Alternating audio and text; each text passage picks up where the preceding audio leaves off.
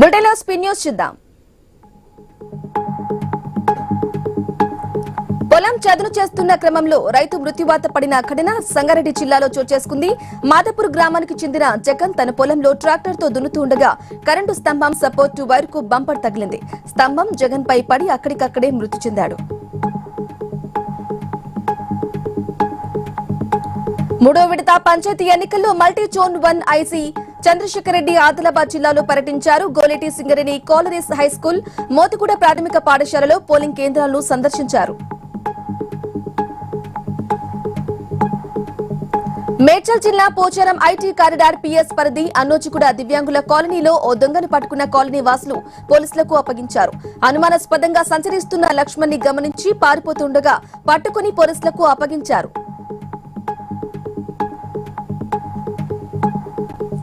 మంచిర్యాల జిల్లా చిత్తాపూర్ పంచాయతీ ఎన్నికల్లో 2 విడతలో బీఆర్ఎస్ అభ్యర్థులు ఓరం కమల మల్లయ్య గెలుపొందారు. బీఆర్ఎస్ పార్టీ తరపున ప్రచారం చేసి తమకు ఓటు వేయలేదనే కారణంతో బీఆర్ఎస్ కార్యకర్త రాజయ్యపై కాంగ్రెస్ నాయకులు దాడి చేసిన ఘటన తీవ్ర కలకలం రేపుతోంది.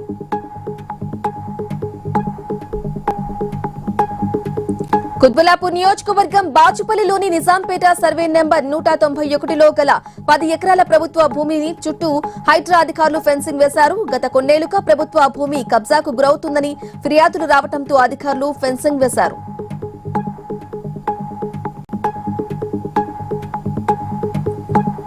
ఈ నెల 18న విడుదల కాబోతున్న రాజు వెడ్స్ రాంబాయి మూవీ టీమ్ కు తెలంగాణ జాగృతి అధ్యక్షురాలు కల్వకుంట్ల కవిత శుభాకాంక్షలు తెలిపారు.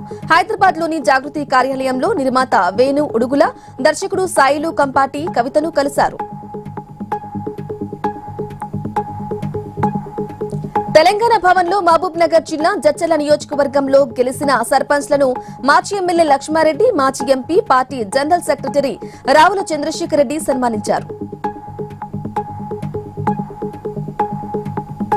నగర్ కర్నూలు జిల్లా మాదేవ్పూర్ లో గ్రామ పంచాయతీ ఎన్నికల సందర్భంగా ప్రభుత్వ ప్రాథమిక పాఠశాలలో ఏర్పాటు చేసిన పోలింగ్ కేంద్రంలో 8 బూత్లకు గాను 4 బూతులు గదులలో, 1 బూత్ వంటగదిలో, మరొక బూత్ వరండాలో, 2 బూతులు పాఠశాల బయట టెంట్ కింద ఏర్పాటు చేయడం గ్రామంలో చర్చనీయాంశంగా మారింది.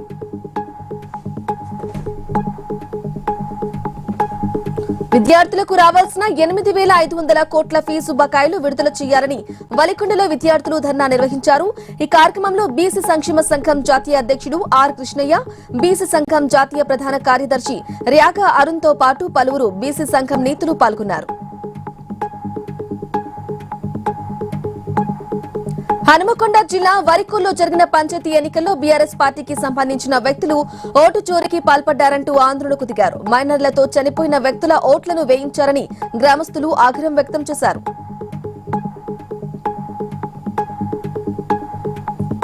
రంగారెడ్డి జిల్లా రాజేంద్రనగర్ మున్సిపల్ కార్యాలయం ముందు సీఎం రేవంత్ రెడ్డి దిష్టిబొమ్మను బీజేపీ నాయకులు దగ్ధం చేశారు. డివిజన్ల డీలిమిటేషన్ అస్తవ్యస్తంగా చేశారని నిరసిస్తూ ధర్నా నిర్వహించారు.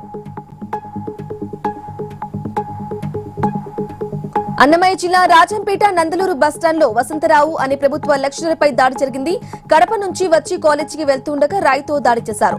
కాలేజీలో సహ ఉద్యోగి సురేష్ ను మందలించారని కోపంతో దాడి చేసి ఉంటారని అనుమానం వ్యక్తం చేస్తున్నారు.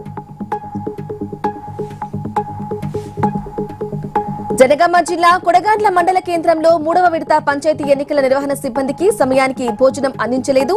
రాత్రి 11 గంటలకు అందించిన భోజనం కూడా సరిగా లేదని ఉద్యోగులు ఆవేదన వ్యక్తం చేశారు.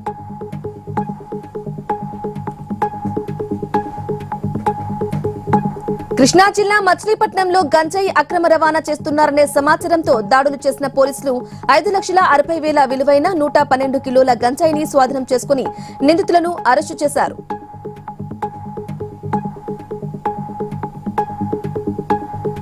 నంద్యాల జిల్లా నడిగడ్డలో దారుణం జరిగింది. ఖురేషి ఆసిఫ్ అనే వ్యక్తిపై దుండగులు కత్తులతో దాడి చేశారు. దాడి చేసిన దుండగులను గుర్తించిన స్థానికులు యువకుల మధ్య ఉన్న చిన్నపాటి మనస్పర్ధలే దాడికి కారణంగా చెబుతున్నారు.